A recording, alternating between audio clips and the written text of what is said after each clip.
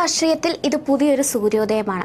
പരാജയങ്ങളുടെ ചാരത്തിൽ നിന്ന് ഒരു പ്രസ്ഥാനത്തെ കൈപിടിച്ചുയർത്തി ഒടുവിൽ കേരളത്തിന്റെ ഭരണചക്രത്തിലേക്ക് വി.ഡി. സതീശൻ നടന്നു കയറുകയാണ്.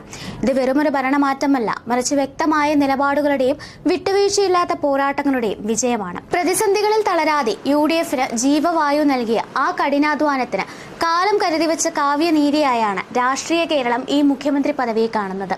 താനിരിക്കുന്ന കസേരയോടല്ല, മറിച്ച് തന്റെ നിലപാടുകളോടാണ് വി.ഡി. സതീശൻ ഇന്നും കൂറുപുലർത്തിയത്. വടശ്ശേരി ദാമോദരൻ സതീശൻ എന്ന വി.ഡി. സതീശൻ മുഖ്യമന്ത്രി പദവിയിലേക്ക് എത്തുമ്പോൾ അതിനു പിന്നിൽ വർഷങ്ങളുടെ നീണ്ട ഹോംവർക്കും ആസൂത്രണത്തിന്റെയും ഒരു കഥയുണ്ട്. ഗ്രൂപ്പ് രാഷ്ട്രീയത്തിന്റെ അതിർവരമ്പുകൾ ഭേദിച്ച് ഒരുമിച്ചില്ലെങ്കിൽ നിലനിൽപ്പില്ല എന്ന ബോധ്യത്തിൽ അണികളെ നിറച്ച ആ നേതൃപാടവം തന്നെയാണ് അദ്ദേഹത്തെ ഈ പദവിക്ക് അർഹനാക്കുന്നത്. നോ കോംപ്രമൈസ് എന്ന ശൈലി അധികാരത്തിന് വേണ്ടിയുള്ള ഒത്തുതീർപ്പല്ലെന്ന് അദ്ദേഹം തെളിയിച്ചു കഴിഞ്ഞു. 61-ാം വയസ്സിൽ കേരളത്തിന്റെ അമരക്കാരനാകുമ്പോൾ വി.ഡി. സതീശന്റെ യാത്ര ഏതൊരു പോരാളിക്കും പ്രചോദനമാണ്. 96-ൽ പറവൂരിൽ കന്നി അംഗത്തിനിറങ്ങിയ വി.ഡി. സതീശൻ അന്ന് CPIയിലെ പി. രാജുവിനോട് പരാജയപ്പെട്ടിരുന്നു. എന്നാൽ ആ പരാജയത്തിൽ തളരാതെ 5 വർഷം മണ്ഡലത്തിൽ അടിയുറച്ചു നിന്ന് 2001-ൽ അദ്ദേഹം തിരിച്ചു വന്നു.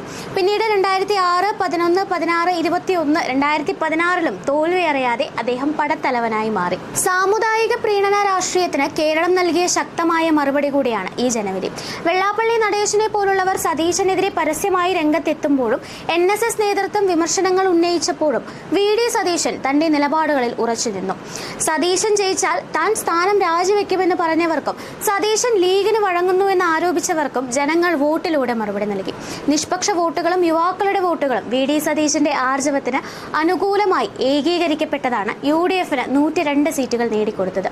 വിജയാഘോഷങ്ങൾക്കിടയിലും ചില കനലുകൾ കോൺഗ്രസിനുള്ളിൽ അവശേഷിക്കുന്നുണ്ട്.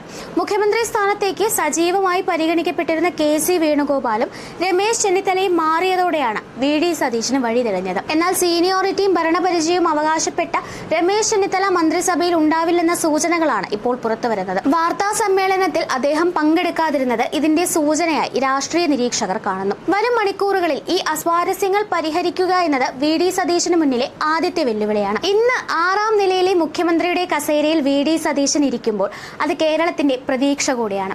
അഹങ്കാരമെന്നും ധാർഷ്ട്യമെന്നും എതിരാളികൾ വിളിച്ച ആ ആത്മവിശ്വാസമാണ് ഇനി കേരളത്തെ നയിക്കാൻ പോകുന്നത്.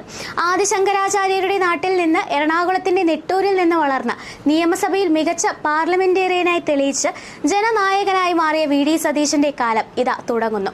ജനം ആഗ്രഹിച്ച കൃത്യത, ജനം കാത്തിരുന്ന സ്ഥിരത, അത് തന്നെയാണ് വി.ഡി. സതീശൻ എന്ന മുഖ്യമന്ത്രി. News desk, India mirror.